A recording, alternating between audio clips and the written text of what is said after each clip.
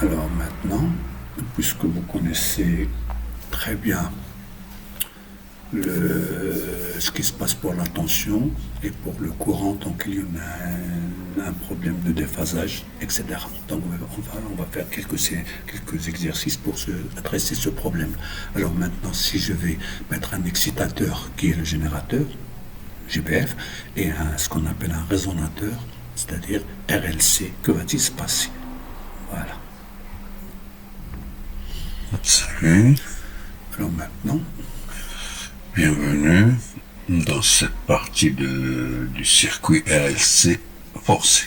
Alors, entrons dans le petit atelier que j'espère vous plaire un petit peu. Donc voilà, regardez là, qu'est-ce que j'ai ici des appareils, des métriques, ici j'ai des diodes différents types. Ici celui de la sélection pour la réception AM, ici des résistances, vous voyez très bien là, ici des plaquettes, en tout cas là où des types de pièces, ici là c'est la bobine Tesla, on verra après. Bon, et bien sûr, j'ai ici mon ordinateur, et là, j'ai mon oscillo numérique où il est lié là. Bon. Alors, pour le circuit RLC, qu'est-ce qu'il me faut? C'est très simple. D'après le nom, c'est RLC. Donc, il me faut un résistor. Donc, j'ai ici ces 10 ohms. Marron, noir. J'ai ici 33 ohms. 33 ohms, c'est orange, noir. J'ai ici 50 ohms, c'est écrit en clair. Et si j'ai 100 marron, noir, marron. Voilà, ici, donc je vais choisir par exemple un résistor de 100. Voilà. C'est déjà fait. Les bobines. Donc les bobines, revenez dans une vidéo antérieure, vous avez les caractéristiques de certaines vidéos, de certaines bobines. Donc je vous montre ici quelques types de bobines. Alors, regardez là. Donc là, c'est la bobine que vous trouvez chez vous. Donc la pose de 0 à 1,4 Henry. R est égal à 12 et 14 ohms. Et là, des résistances. Donc j'ai déjà donné quelques caractéristiques de certains. Regardez là, il y en a encore. Donc revenez dans l'identification des bobines et vous trouverez ça. Bon, et là, je vais choisir une au hasard. Voilà, regardez là, donc ce que j'ai trouvé dans l'appareil. Voilà, prenons celle-là. Celle-là, c'est L égale à 0,193 Henry et R est égal à 17,5 ohms. Voilà, donc j'ai R et j'ai un certain L. Qu'est-ce qu'il me faut? Il me faut condensateur. Regardez là. Des types de condensateurs, ceux qui sont non polarisés, seulement quelques-uns. Là, c'est polarisable, c'est des micros, etc. Donc je vais prendre au hasard. Voilà, regardez là, qu'est-ce qui s'est écrit là? Là, c'est quoi? C'est des milles, voilà. Si vous remarquez très bien, c'est des milles. Là, c'est écrit des milles. Des milles, c'est-à-dire des milles picots. C'est-à-dire le dynamo. Voilà. Voilà. Et maintenant, qu'est-ce qu'il manque? Il manque le GBF. Voilà. J'ai mon petit GBF de bricolage. Donc, vous avez votre GBF sophistique. Alors, je vais faire le circuit. Donc, je pars. Donc, je vais premièrement utiliser mon circuit RLC, c'est très simple. Voilà. R, L, et voilà C, c'est très simple. Là. R, L, C. Voilà. Donc voilà le circuit, ou la portion du circuit RLC. Voilà. Donc, ici, je vais prendre ici le GBF, donc je vais le mettre ici. Voilà. Donc, moi, j'ai rien utilisé des choses que vous ne pouvez pas maîtriser. C'est très simple. Voilà. C'est un circuit, et c'est très simple. Voilà. Je pense comme je veux. Et là, regardez là, donc, j'ai RLC. Voilà votre circuit. Donc, voilà, vous avez ici R, 100 ohms, L, 0,191, 193 Henry, et C, c'est 10 nano. Et voilà. Je prends le jaune pour visualiser UR. Donc, voilà le moins. Je vais mettre ici le moins. Et ici, voilà le plus. Voilà. Pour le vert, regardez là, j'ai le vert, je vais U, c'est-à-dire au bord du GBF. Donc j'ai là le moins et là le plus. Voilà. C'est bon.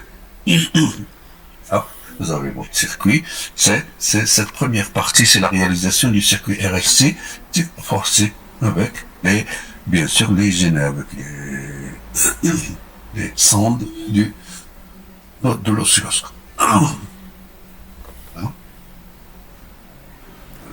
salut, deuxième partie, c'est-à-dire voir les mesures. Donc, j'ai ici les sondes, c'est ce que vous avez. Donc, je vais voir, c'est-à-dire l'écran de l'oscillo numérique. Donc, voilà, l'étateur, c'est-à-dire du GBF, il est basé sur c'est combien? C'est 2,74. Voilà. 2,74. Qu'est-ce que ça dit? Donc, 2,74 kHz. Et vous voyez, comme on a vu dans le circuit, le jaune, ça matérialise UR, c'est-à-dire le courant, et le vert, c'est la tension au bord du GBF. Donc, bon, donc on a imposé une fréquence de 2,7, pas de problème, de 2,7, donc j'ai le jaune qui est le courant qui est en avance par rapport à U. Alors, remarquons très bien qu'on a pris L est égal à 0,193 Henry, c'est égal à 10 nano, donc la période propre, ou la fréquence propre du circuit RLC qu'on a ici, c'est de l'ordre de 3,624 kHz, 3624, faites votre calcul. Donc c'est 1 sur N0, c'est 1 sur 2pi, racine de LC. 1 sur 2pi, L, racine de 0,193, peut dire à la puissance moins 8, et ça va me donner dans l'ordre de 3,624 kHz. Bon, alors, si j'impose au circuit RLC la fréquence 2,7, donc vous voyez très bien que c'est le jaune qui est en avance, donc le courant en avance. Donc ici, on est dans le caractère capacitif, puisque N est inférieur à N0. Bon, je change la fréquence. Très bien, je change la fréquence, j'augmente. J'augmente, regardez, qu'est-ce qui se passe? Regardez très bien, le jaune, il commence à s'agrandir d'amplitude. La fréquence, elle augmente, regardez le jaune, il augmente. Le vert, il est toujours le même. Donc ici, je suis à 3,145 kHz. J'augmente encore, regardez le courant, il augmente. Donc, tant que j'approche à la fréquence propre, tant que le courant, il augmente. C'est-à-dire, c'est ça, ce que veut dire, on va arriver à la résonance en courant. Regardez là, 3,50. Regardez là, voilà, 3,62, 62,3. Alors, très bien, il y a superposition des deux courbes. C'est-à-dire, on a le jaune, il est maximum, et donc on dit que les deux, le courant et la tension, ils sont en phase. En phase, c'est-à-dire que le circuit il répond amplement à la fréquence lorsqu'il est adapté à la fréquence N0. Donc, j'augmente encore. Regardons maintenant. Donc, c'est le vert maintenant qui est en avance. Regardez.